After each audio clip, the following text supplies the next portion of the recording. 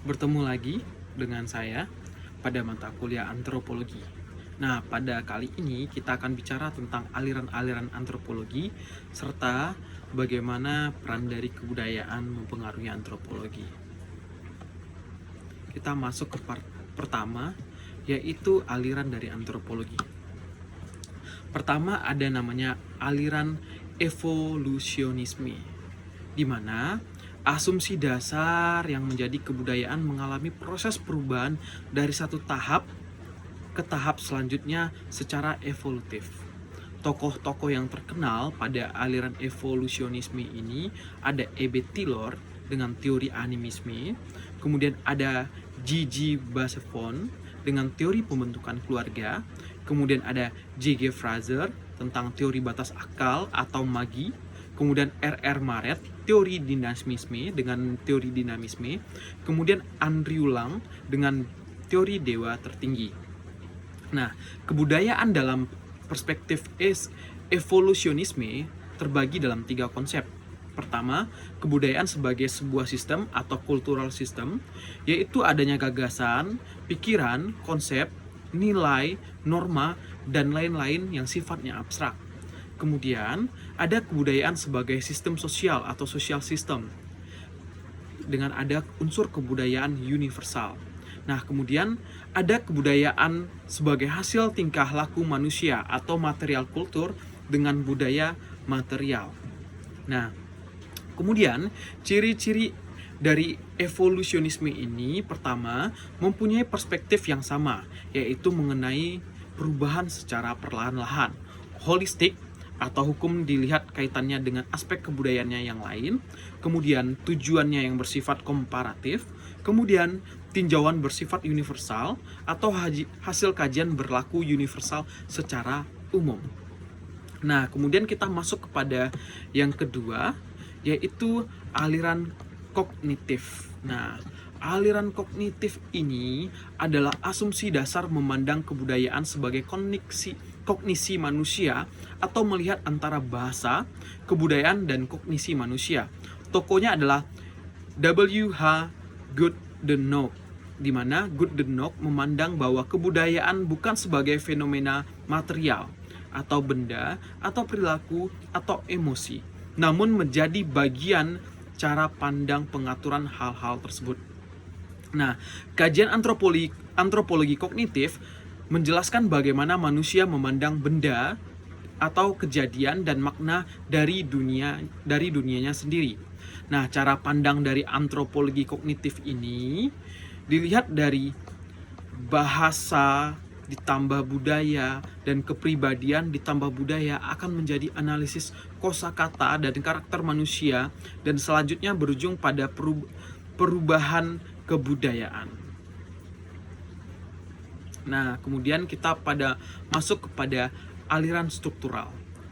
Asumsi dasarnya adalah nalar manusia atau human mind, merupakan sistem relasi atau system of relation.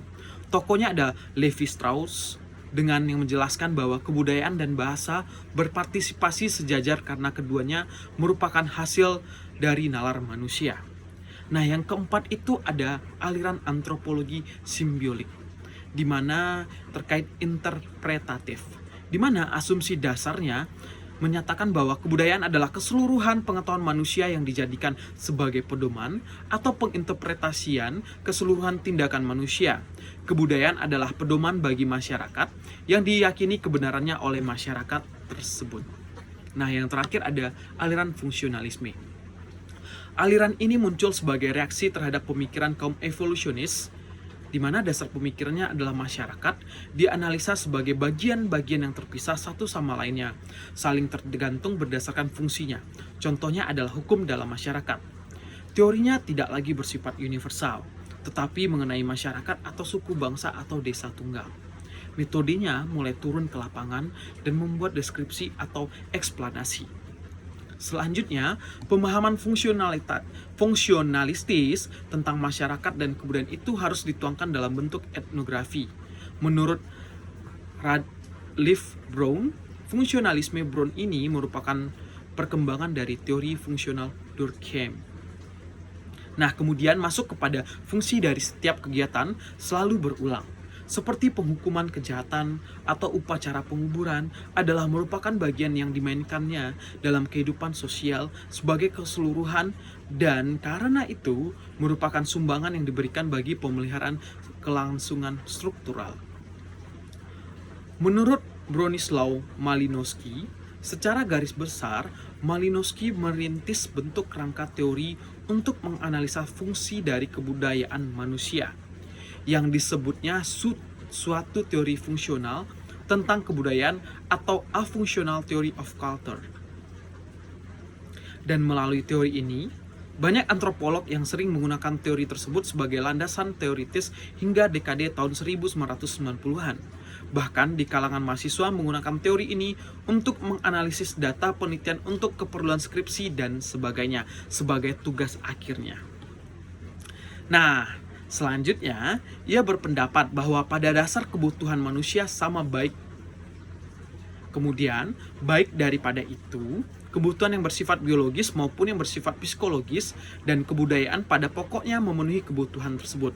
Semisal, kebutuhan seks biologis manusia yang dasarnya merupakan kebutuhan pokok, tetapi tidak serta-merta dilakukan atau dipenuhi secara sembarangan.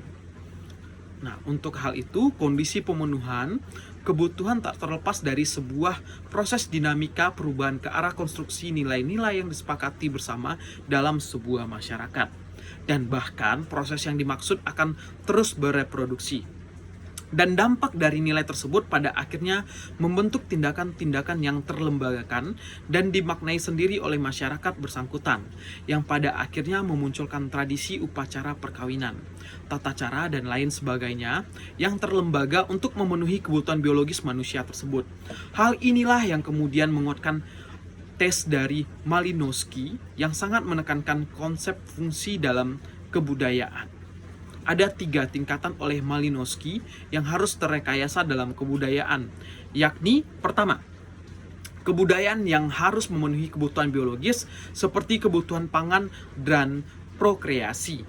Kedua, kebudayaan harus memenuhi kebutuhan instrumental seperti kebutuhan akan hukum dan pendidikan. Yang ketiga, kebudayaan harus memenuhi kebutuhan integratif seperti agama dan kesenian. Nah, untuk hal tersebut mungkin akan boleh didiskusikan pada kolom chat dalam video ini. Silahkan rekan-rekan mahasiswa, Bapak Ibu, untuk mengomentarinya, menanggapi, ataupun memberikan pernyataan ataupun pertanyaan untuk menambah khazanah keilmuan kita, bahkan menambahkan wawasan-wawasan terbaru terkait perkembangan antropologi hukum, karena memang di setiap daerah akan memiliki antropologi hukum yang berbeda-beda, namun kajian dari objek antropologi hukum itu pasti akan sama. Mungkin sekian video pada kali ini, sampai jumpa pada video selanjutnya, sehingga semoga manfaat video ini akan terasa bagi rekan-rekan mahasiswa yang lagi mendalami kuliah antropologi hukum. Sekian dan terima kasih. Sampai jumpa pada video berikutnya.